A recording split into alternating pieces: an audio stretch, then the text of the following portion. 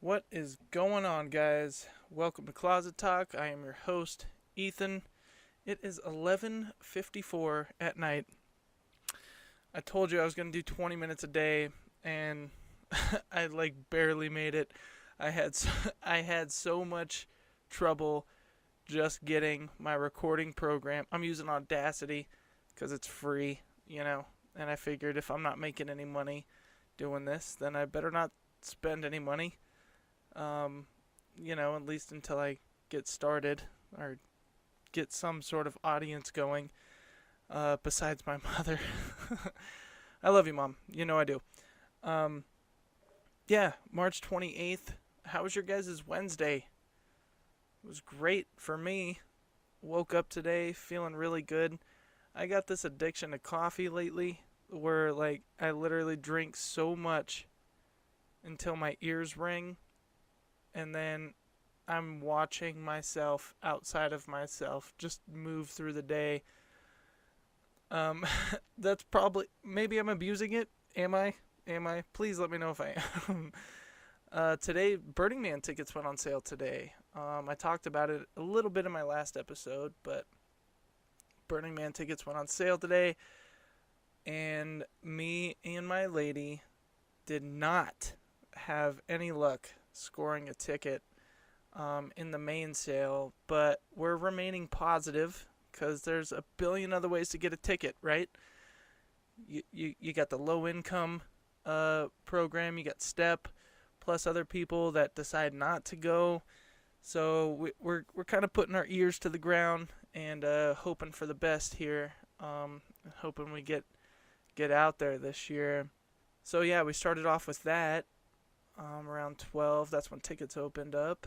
And then my good friend John Ager is in town. John Ager is a fantastic stand-up comedian. I owe a lot of my stand-up success to this guy.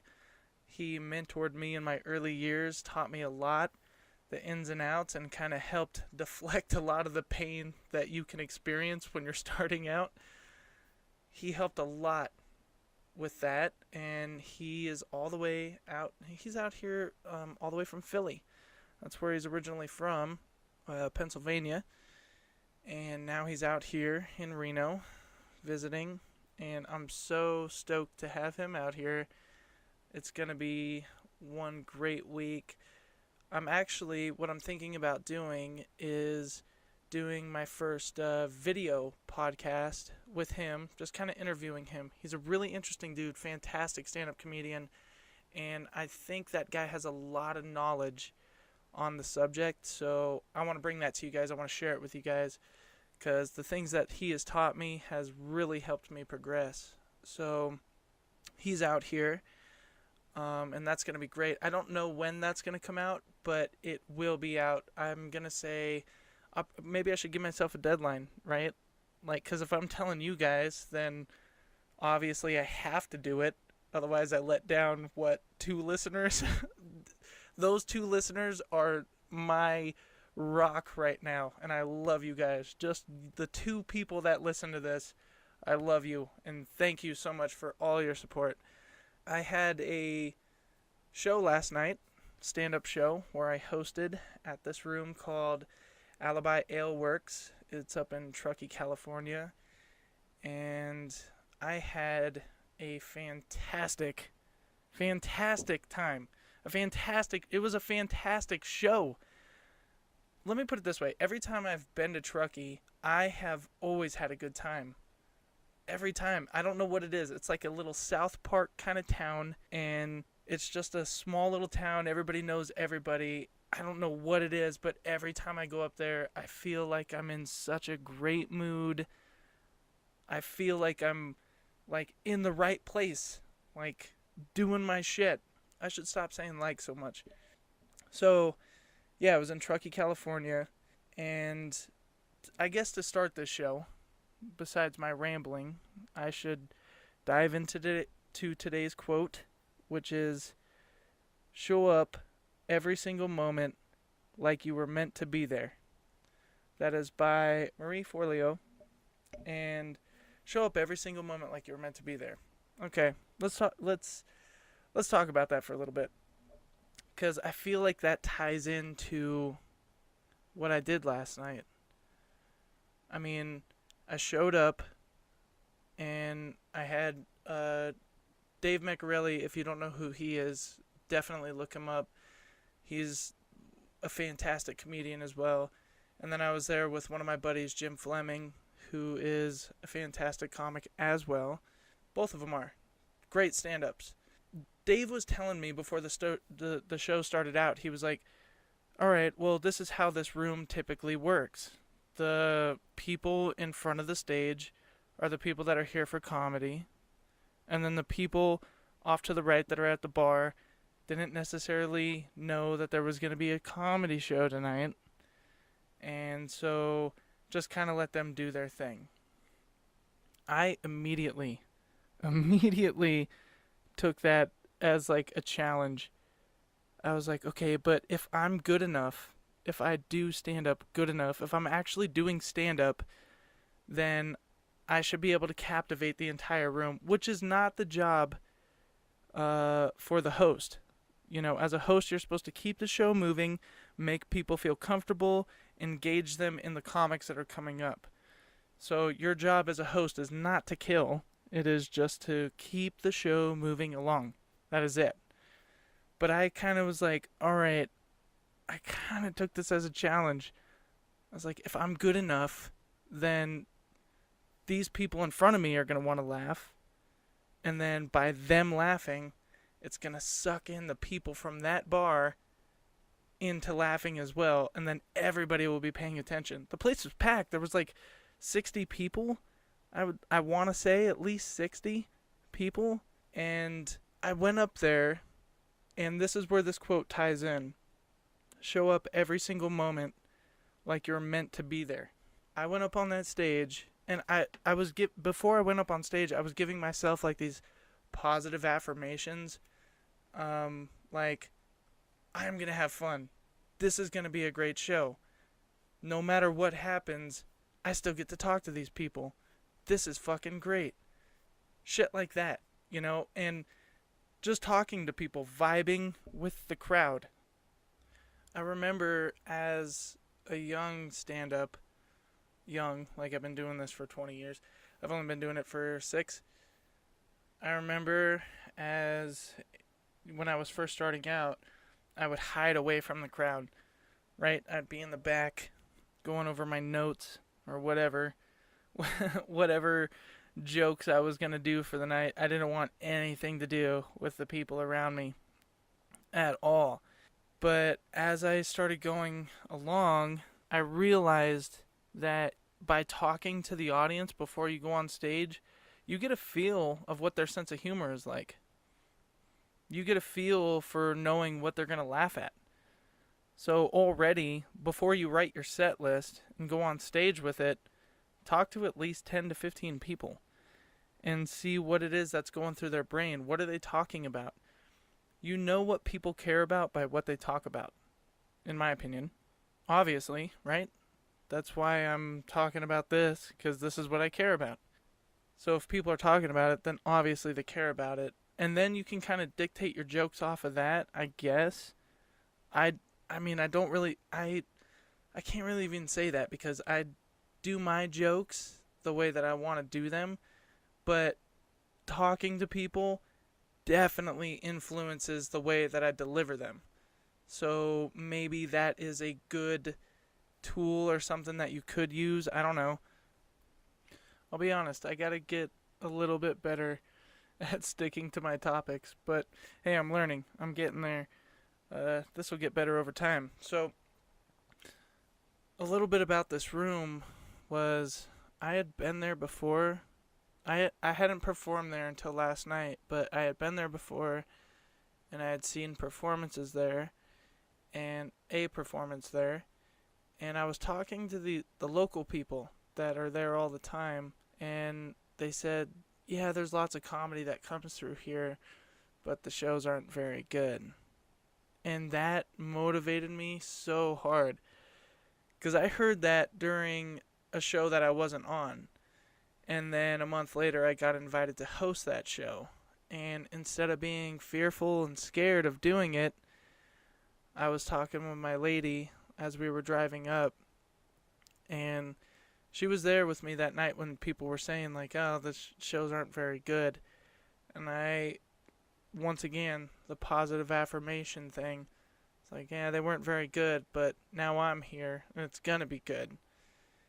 And after the show, after, Dave did a solid 40, Jim did a solid 20, I went up and did my 10-minute opening as the MC, went up there with the 5 jokes that I had been working on for like the last month or whatever. And the show flowed so well. Everybody was engaged. Everybody was having a great time. Afterwards, usually after the show ends, people in the audience like want to talk to the comics, and sometimes they don't or whatever. Some people just want to leave and get the hell out of there, but there are a few people that stick around if the show was good. And I had at least 2 people come up to me and say, we've seen this comedy show before, and this was by far the best one. We've seen comedy shows here before, but this was the best one. And that felt so good, because it literally in my head was, wow, just the power of believing that this was going to be a great show. It turned out to be that, going up on stage and acting like I was meant to be there. I fully believed in my brain. I was like, I'm supposed to be here right now, and I'm going to have a good time no matter what. I'm so stoked. I cannot wait to go up and talk to people. And that literally encompassed the entire show. My energy sucked in people's attention, and everybody was engaged. That felt so good. And after talking to my lady about it, like, people can sense bullshit energy, and they can sense genuine energy. You can be talking to somebody, but you notice how like you get a vibe from them? Like you can always get a vibe from them. And it doesn't matter what they're talking about. You can tell if they're being genuine or just, they're kind of full of shit a little bit. I started researching it a little bit more, and I guess they have a name for this. It's called the halo effect. And how it's described online is the halo effect is when one trait of a person or thing is used to make an overall judgment of that person or thing. I heard this audiobook. It's called Thinking Fast and Slow. I should get you guys the name of the author. Thinking Fast and Slow. And I had heard this the same day, but before I had went on stage. And he had talked about when a performer goes on stage and they bound up there with confidence and a smile, and they're good looking, and they just feel comfortable up there, the audience and the people that are watching automatically favor the person, because now they have confidence that this person knows what they are doing. That's just natural human thinking. They now associate this person with successful things, and they are willing to give him a more fair chance. That's funny too, because any time that I'd ever gone on stage and bombed my fucking face off, it was always those times that I didn't really have that confidence in myself. I was like, these jokes are gonna suck. My voice was kind of lower. You can tell my shoulders were kind of hunched down, right? You can tell that I just wanted to hide under the little table on the stage instead of talk to people. You can tell. You can see that in somebody. When they're not believing in their own stuff, why should anybody else believe in you, right? That halo effect is more toxic than you think. Really, what you think about yourself is the way you carry yourself. And people pick up on that. They pick up on it easily. So easily. Anytime I've ever talked to anybody with confidence and like asserted myself and just really was without fear, put myself into any situation without fear, I always did my best. I heard this thing today. Here's another quote, and I shouldn't say it because I can't give the person their credit. It was, anything that is uncertain means anything is possible. I love that. Because if nothing is certain, then you're right. Everything is possible. So I feel like if we start applying that to how we talk to people, I mean, it's transformed my life dramatically. I mean, that is one of the reasons why I'm starting my business or whatever. That is what's got me most of, my customers and stuff, because just simply talking to them, it's funny because when you go after people and you're looking after their best interest, things just kind of work out for you without you really having to worry about anything. Does that make sense? I don't know. Maybe I'm just rambling here, but this topic really fascinates me. I I was talking to this guy at the show, and I had quit drinking for 15 days. Ooh, big achievement, right? Just because, oh, all right, fuck it. I'm gonna be honest here. Just because, at the end of the day, I like to have a few, right? Knock a few back, relax, and after 15 days, like just the level of judgment, my brain has been so clear. Like, you have no idea how much it fogs up your memory and just the way you think daily, unless you're sober. So for 15 days, I was just like, nothing. 15 days, just sober thinking. Then, after that, I had a drink, and I just felt myself getting hungover. Hungover, and I barely even drank anything. Like, I wasn't even getting the desired effect of like, oh, I'm gonna get a little buzz here from drinking alcohol. Like, I just started feeling hungover immediately, and it just kind of reinforced what I was thinking when I stopped. Was, yeah, this isn't worth it. It's just getting in the way of my stuff, and it's, blocking my judgment, and I'm slacking off on all of my other projects. Hence why this podcast is coming out now instead of, 2 months ago. And I was talking to this guy at the show last night, and since it was called Alibi Ale Works, that was the name of the venue, and they make custom, like, beers, like the Tahoe area. They have, like, their own little special brews. And I was like, yeah, they gave me a $25 bar tab, so I was like, all right, I'll share it with my lady. I'm going to get 2 beers. It'll be fine. And I drank one of them, and for the first time in a long time, I was like, oh, man, I feel buzzed. And, like, the guy across from me, he was just like, yeah? I was like, yeah, I hadn't been drinking for a while, and usually when I drink, I just start feeling hungover immediately. And this is my first beer, and I'm starting to feel a little bit buzzed. And he was just like, that's how you know it's a good beer, because you can drink 2 of them and still not feel the hangover. I thought that shit was hilarious. I was like, oh my god, are you a comic? He was a comic. But it was just so funny the way he described it. But also, that ties into what we're talking about. Show up every single moment like you're meant to be there.